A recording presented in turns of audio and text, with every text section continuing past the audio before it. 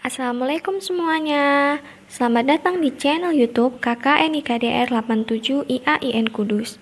Nah, kali ini kalian bakalan bareng sama aku nih. Kenalin ya, nama aku Fauziatus Saadatil Mukaromah. Jadi, di video kali ini aku bakalan ngajakin kalian buat belajar bareng tentang hereditas atau pewarisan sifat pada manusia. Yuk langsung simak videonya. Hereditas merupakan suatu penurunan karakteristik yang dapat terlihat secara langsung maupun yang tidak dapat terlihat secara langsung yang diberikan dari suatu generasi ke generasi selanjutnya. Penelitian pewarisan sifat dilakukan pertama kali oleh Gregor Mendel di tahun 1856. Beliau memiliki suatu teori yang dijuluki Hukum Mendel. Hukum Mendel 1 berteori setiap gen di dalam alel akan terpisah atau bersegregasi secara bebas pada saat pembentukan gamet.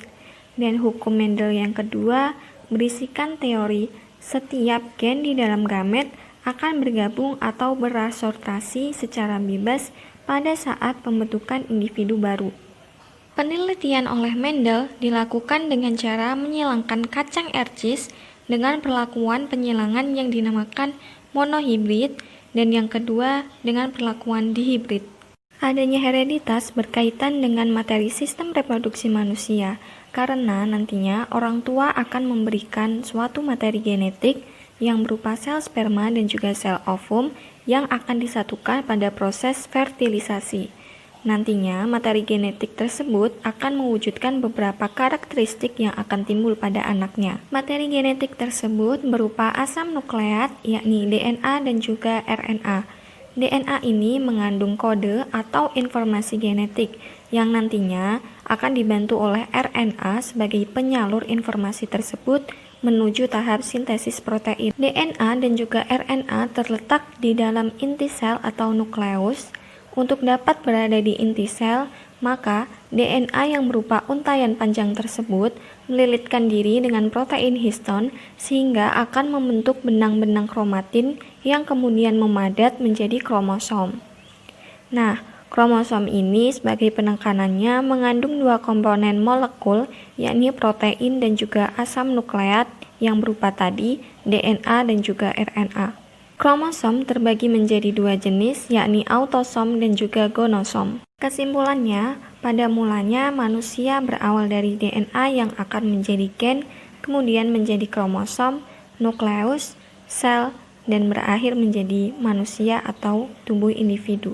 Kalian pernah dengar gak ada orang yang bilang, kulit kamu gelap ya kayak ayah kamu, atau rambut kamu lurus ya kayak ibu kamu? Nah, hal itu berkaitan dengan suatu istilah yang ada pada pewarisan sifat, yakni adanya karakter yang menutupi karakter lain yang bertentangan, sehingga muncul dalam karakter anak dinamakan dominan dan karakter yang tertutupi dinamakan resesif. Misalnya, ayah kalian berkulit gelap dan ibu kalian berkulit terang, akan menghasilkan kalian yang secara alami berkulit gelap. Maka karakter kulit dari milik ayah kalian bersifat dominan dan karakter dari ibu kalian itu bersifat resesif. Dan kalian pernah ngerasa gak sih kalian dengan saudara kalian yang lain itu memiliki karakter yang tidak sepenuhnya sama? Hal tersebut terjadi akibat ayah dan ibu kalian sebenarnya berpotensi memiliki beberapa karakteristik yang nantinya akan diturunkan ke anaknya. Hal tersebut dapat diketahui melalui persilangan pewarisan sifat yang dapat dimisalkan sebagai berikut. Pada dasarnya, warna kulit dikode oleh banyak gen, akan tetapi dalam ilmu pewarisan sifat dapat disederhanakan menjadi 3 gen.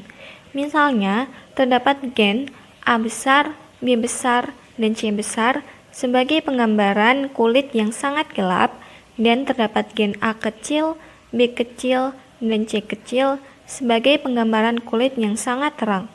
Maka dapat dilakukan percobaan persilangan seperti gambar berikut. Nah, dengan adanya ilustrasi tersebut menggambarkan adanya beberapa istilah yang perlu dipahami. Pertama, alel merupakan anggota dari sepasang gen yang bersifat berseberangan. Misal, A besar, A kecil, B besar, B kecil, C besar, C kecil merupakan gambaran dari gen A besar, B besar, C besar yang menunjukkan kulit sangat gelap, dan A kecil, B kecil, dan C kecil merupakan sangat terang. Yang kedua, yakni genotip, merupakan keseluruhan susunan informasi genetik dari suatu individu yang tidak dapat dilihat secara langsung dan bersifat tetap sehingga tidak akan berubah jika dipengaruhi oleh lingkungan. Tidak dapat dipengaruhi oleh lingkungan karena hal tersebut berkaitan dengan gen yang nantinya menjadi potensi dari orang tua yang akan diturunkan kepada anaknya. Yang ketiga, yakni fenotip atau karakter-karakter fisik sebagai perwujudan ekspresi dari gen. Nah, ini berbeda dengan genotip yang tidak dapat diubah dengan adanya lingkungan, tetapi fenotip dapat diubah dengan adanya pengaruh lingkungan. Misalnya, ada seseorang yang terlahir memiliki kulit terang, tetapi tinggal di daerah yang sangat panas, maka dapat mengalami perubahan warna kulit yang lebih gelap. Lingkungan yang dimaksud di sini tidak berarti harus lingkungan yang berupa iklim atau cuaca, tapi bisa saja misalnya ada orang yang memiliki kulit alamiah gelap akan menggunakan suatu perawatan-perawatan yang dapat menjadikan warna kulit mereka menjadi lebih terang. Yang keempat, yakni homozigot, merupakan individu yang genotipnya terdiri dari alel yang sama. Homozigot ini terbagi menjadi dua jenis, yakni homozigot dominan yang misalkan A besar, B besar, B besar, C besar, C besar, dan homozigot resesif misalnya A kecil, B kecil, B kecil, C kecil, C kecil. Yang kelima yakni heterozigot, merupakan individu yang genotipnya terdiri dari alel yang beda. Misalnya A besar, A kecil, B besar, B kecil, C besar, C kecil. Yang keenam, yakni dihibrid, merupakan persilangan satu sifat beda, dan yang ketujuh, monohibrid, merupakan persilangan dari dua sifat yang berbeda. Nah, itu dia ya materinya, semoga membantu. Jangan lupa untuk subscribe, like, dan komen di video ini ya. Dah. Wassalamualaikum warahmatullahi wabarakatuh.